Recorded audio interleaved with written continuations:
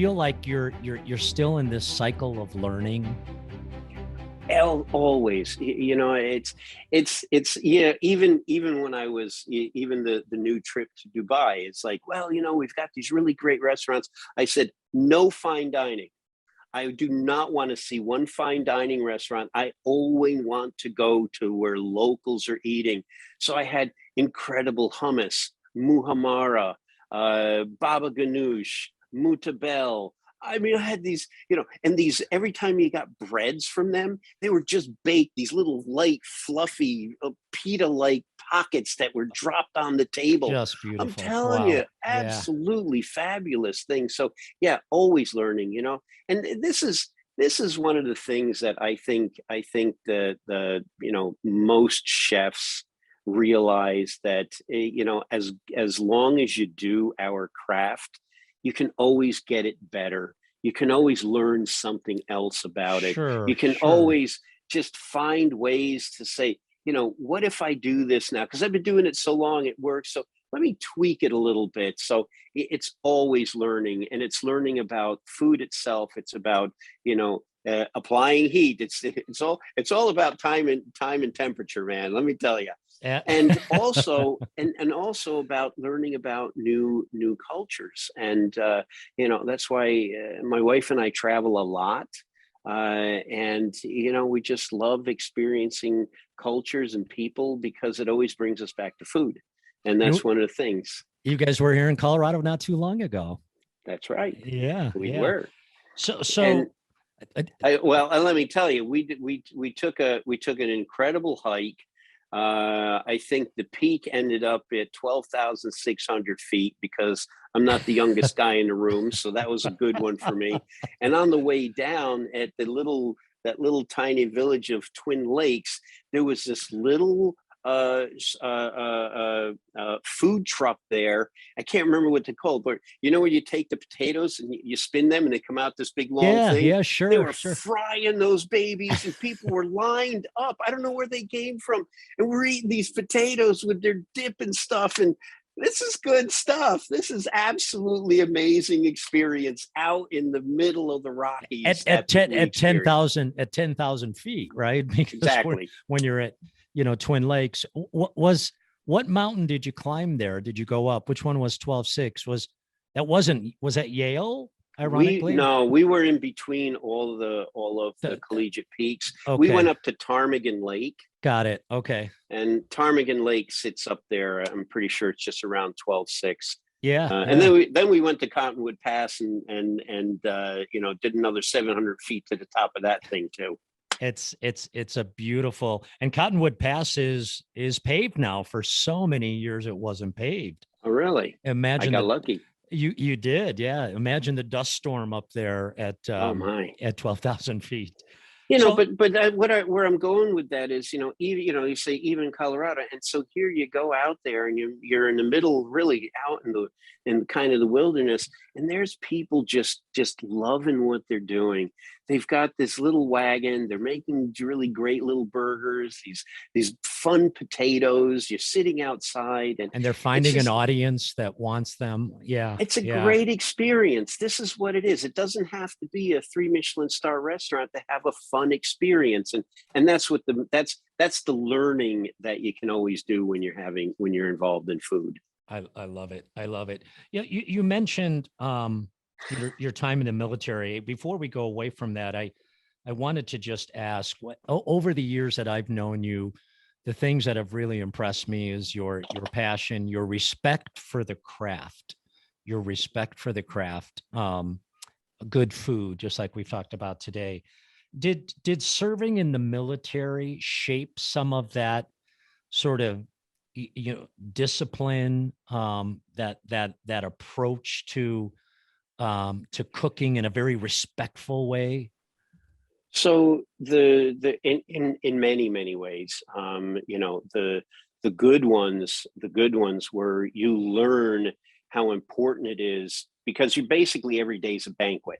That's basically what it is, and it's a dynamic menu that because it changes every single day, which which in hindsight helped me for college and university dining, which changes every single day. Yeah. Yeah. And how you plan for that and execute, because when those Marines lined up, they have a finite period of time that they need to go through that chow line, eat, and get back to what they're doing. So the discipline of who does what, when is it done, how is it done, and here's the thing. People always, in the old days, used to make fun about military cooking, but progressive cooking was always a part of the best dining halls. That was like you had to progressively cook, because you got to think about it. We have an opportunity we had an opportunity to impact these Marines' lives just 3 times a day: breakfast, lunch, and dinner. Do the best you can do. Do the best you can do. And so me, know-it-all 18-year-old, I started to get a little belligerent to one of the Marines at the breakfast, making No, his you? eggs. No. Yeah, and so once I said, "Here, eggs, take them or leave them," he stepped aside. My company commander was standing just like this, right behind him, and when we were done, he's like, "Come over here." And he's like, and no, and I'll keep the language, for mixed crowd here, but basically, who do you think you are? You just ruined that guy's day. Think about it. Yeah. And you know what? That hit me like a ton of bricks, and I never forgot it, and I never ever went down that road again, because this guy simply came in and wanted some eggs, and I was being an idiot about the eggs. Like, so what? I scramble his eggs and hand him some eggs. Say, have a nice day. What's so hard He about was your that? customer. He was your customer. Exactly. Yeah. Yeah. Yeah. So I learned the discipline of doing things, and I also learned, very importantly, what it means to be a chef and serving your guests. And they may not always be right, but you want to make them feel like they're right. They are your guest. Yeah. That's a good lesson. So chef, throughout your career, you've received many awards, including the ACF President's Medallion, for all the contributions that you had to the MasterChef exam. What do these awards, you started to allude to this a little bit at the beginning, but I'm just curious, what do these awards mean to you later in your career? And did they motivate you then? And do they motivate you today? It's a great story, right? So Kirk, I never did anything with the intent that I might get an award. Mm-hmm. It was my desire to help the project, my desire to help the industry, my desire to participate and be a positive influence in making things better for Give back. the Yeah. people coming after me. Yeah, giving back or paying forward, however it's described today. And it was never about getting an award.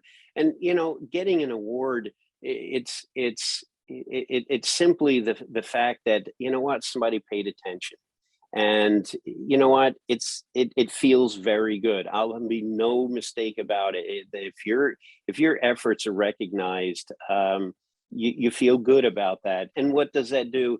It interests you, and it inspires me to do more. And so that's where that is right now.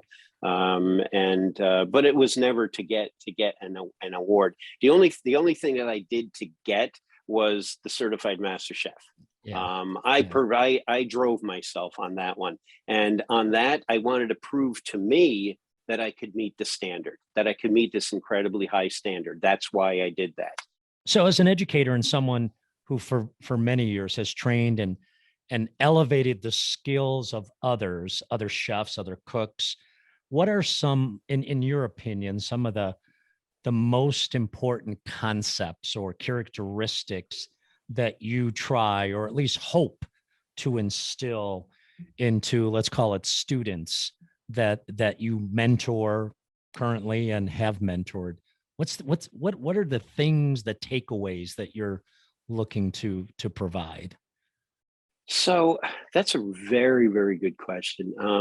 You definitely want to provide and help them to understand the technical aspect of what we're doing. Sure, sure. So they, as much of the science that they can understand it, and help them through going of applying all of those types of applying the technology around it.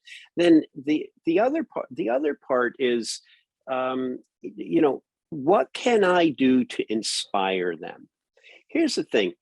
I'm not always convinced you can motivate people, because in some ways motivation is kind of like built in, From but you within. can Yeah. inspire them. You can get that spark to inspire them that gets that motivation fired up. So what do you do to inspire them? What types of things? And it's going to be different for a lot of people. So you got a class of 20 people. You can't. It's going to be hard to tailor to everyone. But you demonstrate your bearing. You demonstrate values. You demonstrate commitment to excellence. You demonstrate these things with the hope that that will inspire people to say, I get what this is about. And here's the thing, chef. It doesn't have to be inspire somebody to be a 3 Michelin star chef. Sure. That's for Yeah. some people. But it's not for everybody. And Hmm. I've done star restaurants, and I enjoy the heck out of it. But you know what? I'm enjoying manufacturing food. I just recently went out and helped and worked on a food truck in a couple cities because we did some plant-based pizza toppings. I had a blast I on bet. the I food bet. truck. I had a blast doing it. When I work with my Navy friends in their dining halls, I enjoy the heck out of that. Because it's like you guys are lazy, man. Some of them. You guys are lazy. It's like we're gonna cook progressively. Well, we could put it in the hot box. Well, we're not going to put it in a hot box, because even if you put it in a hot box, you can't go home. So let's do it right. Let's go progressively.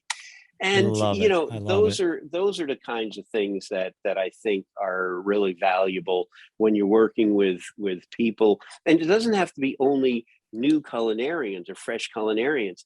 Those types of things, apply them to everybody that you're around anytime, because you can get stale at some things, and you just need one person to come in and fire you up, and it's like, you know what? That's exactly right. That's where I'm going to be. And sometimes it kicks you in the behind years later. You know what? Chef Ron DeSantis told me that 6 years ago. I should have paid attention, right?